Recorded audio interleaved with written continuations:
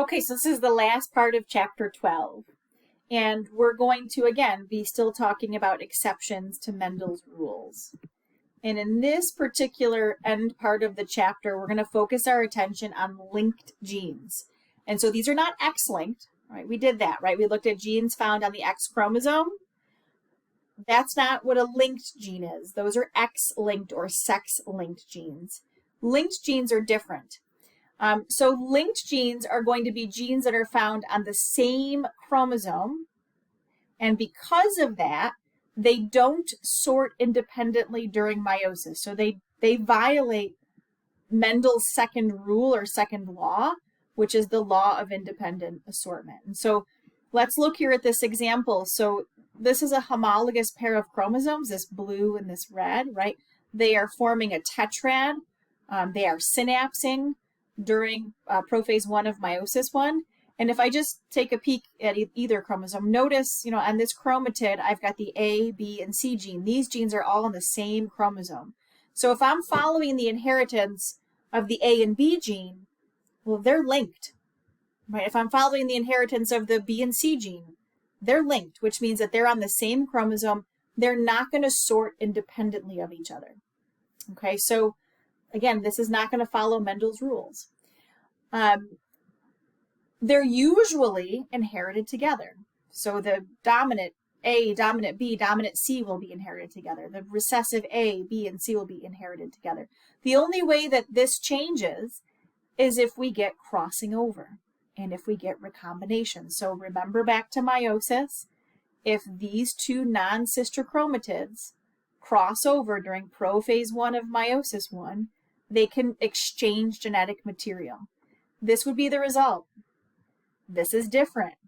Okay, now this chromatid has the dominant C allele, and this chromatid has the recessive allele. Okay, this chromatid and this chromatid would be non-recombinant. They didn't change at all.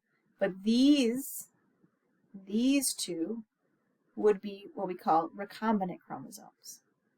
Okay, so let's apply this. Ooh, wow, those look big. Those are fruit flies. Okay, so I want to just again give you the history really quick. This work, figuring out linked genes, came out of Morgan's lab. We already heard about Morgan's lab when we talked about X-linked traits. And so again, him and his grad students did a lot of really great work using fruit flies. They were able to show X linkage, regular linkage, and they were also able to show that genes are arranged in a linear fashion on a chromosome, which again was pretty incredible. We're going to talk about both of those.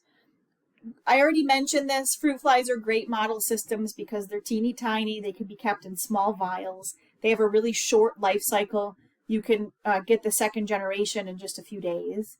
They also only have 4 pairs of chromosomes. So studying genetics and making mutants is very easy. Okay, so let's talk about their work. So they worked with fruit flies. They bred them, right? They started with parental generations of true breeding flies. And actually, I want to show you this. So again, we're going to talk about what's here, but before I get to that, I want to show you how we got the F1 flies. And so just like Mendel, Morgan started with true breeding parental lines. And that's actually not shown on this figure, but I have it written here for you. So they started with flies that were big B, big B, big V, big V, and they crossed those flies with homozygous recessive. So little v, little v, little b, little v. Not even, talking about what these B's and V's mean right now.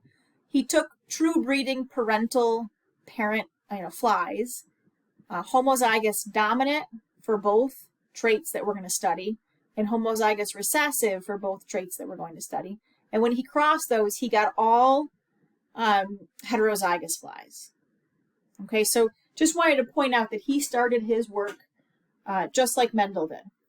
Okay. He then performed something called a 2-point test cross. And again, he was getting some strange numbers, so kind of questioning that. And so again, he does this 2-point test cross. And so we've already seen this. We're going to take an F1 fly, right, that we know is heterozygous. We know has the dominant phenotype, for both genes that we're studying. And we're going to cross that fly with a homozygous recessive fly. Okay, and so that's where we're going. So this is an F1 heterozygous fly, heterozygous for both genes. So genotype big B, little V, little v. And then he crossed that fly with a homozygous recessive, little b, little b, little v, little v.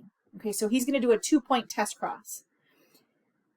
The two traits that he studied, so the B and the V gene, they're going to control the phenotype of the body color of the fly and also wing size. So let's go to the next slide and talk about that. So body color first. So fruit flies can either be gray or black, and gray is dominant to black. And so gray flies are either homozygous dominant big B, or they can be heterozygous big B, little b. Both of these genotypes will produce the gray phenotype. Black is recessive, and so the only way to get the black phenotype is in the homozygous recessive form, little b, little b. So there's our first gene that we're going to study here. The second gene codes for wing size. And so we can have flies that have normal wings, which would be long. That's going to be dominant, so big V, or heterozygous big V, little v, both code for long wings. The alternate phenotype is a phenotype that's called vestigial, which just means short wings, truncated wings. These are also referred to as mutant wing size. Okay? The only way to get vestigial wings, short wings, is in the homozygous recessive form, little v, little v. Okay? And so here's the cross that we're going to do. So we are going to take an F1 fly. Okay, these F1 flies are going to be big B, little v, big V, little v. So heterozygous for both, which would make them gray with long wings or normal wings. Okay, that's right here. So heterozygous, gray, normal wings, there's the genotype. It's a test cross, right? A 2-point test cross. So we're looking at two genes. And when you see that term test cross, you're going to take this fly and mate it with a homozygous recessive. So that term test cross, that's what it means. You're going to cross it with a homozygous recessive. So the fly will be little b, little v, little v. So it'll be a black, vestigial, or short-winged fly. And you can see phenotypically, look at the difference in color and in wing size. Okay, so if we were to do this cross, right, the gametes of this male fly are on the side. The only gamete that this fly can produce is little b, little v, because that's the only alleles that this fly has. The fly here at the top can produce maybe 4 different types, maybe equally likely. Let's see. So again, big B, big V, little b, little v, big B, little v, and little b, big V. So here are the 4 types of gametes that could be produced from these heterozygous flies. Okay, and so here are the results of that cross. Okay, so we've got 4 different phenotypes, 4 different genotypes. And so the expected results, if this were following Mendel's rules and these genes were not linked, we would expect an equal likelihood of all 4, right? We did that before, way back in like the second part of the chapter. We said that this would produce a 1-to-1 to 1-to-1 ratio, phenotypic ratio. But when Morgan did this work, that is not what he got. And so if we come down here to actual results, look at these numbers compared to the expected. And so what you can see is there's a lot more of these 2 types of flies and very little of these. And he thought, what could be going on? And so let me take you to the next slide, which shows us what meiosis looks like in that heterozygous fly. Okay, So remember again, the heterozygous fly is big B, big V, little v. And so in that fly, in order to produce gametes, meiosis has to occur. And so this is what the cell would look like in prophase 1 of meiosis 1. Okay, and so we've got one chromosome of the homologous pair that carries the big V and big B allele on both sister chromatids. And the other chromosome of the homologous pair carries the two recessive alleles. And so if crossing over didn't happen, I'm showing crossing over here, but if that doesn't happen, the only possible gametes that you could get would be gametes that have big V, big B, and little b, little v. Okay, so if we look on the outside here, and here, those are what are called parental types.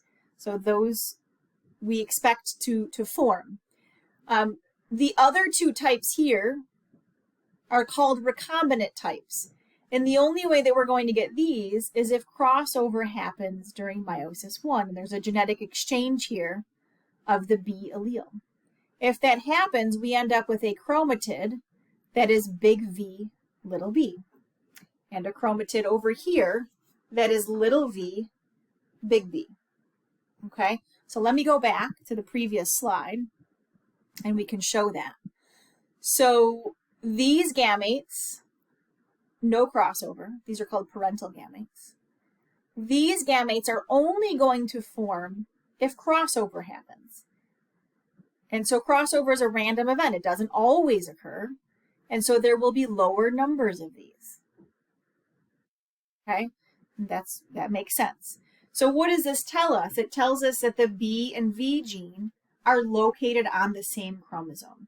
So anytime you get your actual results, that don't match the expected results, this is something that you should think about. Maybe the genes are linked.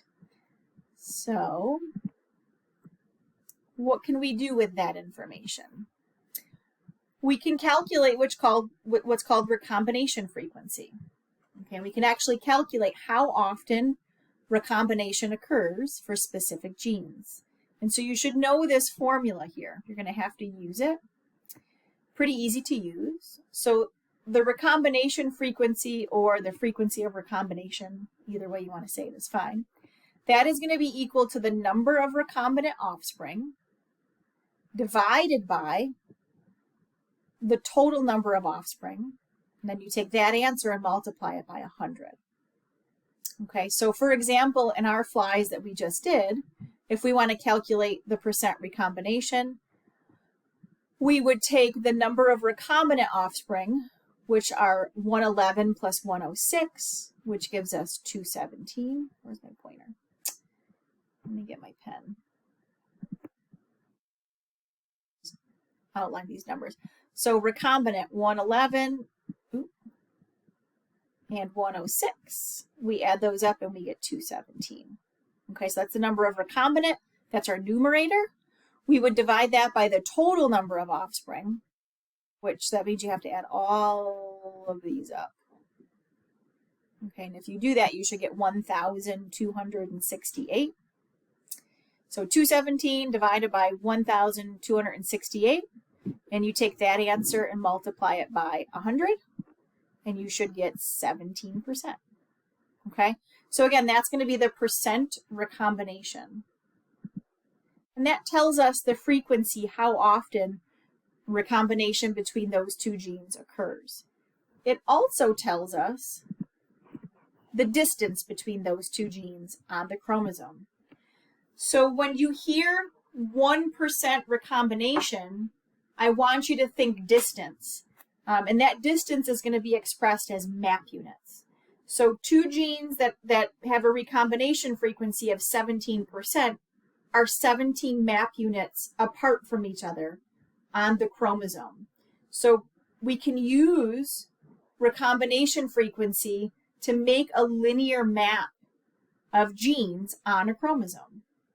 Okay, so in this particular example over here, we're looking at genes A, B, and C. They are linked, which means that they are all in the same chromosome.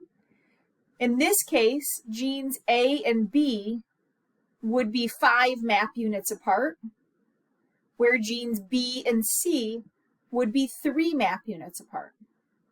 And that means that genes A and C must be 8 map units apart. So again, the more data that you get, the better your linear arrangement will be in the correct order. We'll get some practice with that, again, in both lecture and in lab. So that concludes this very last video of Chapter 12.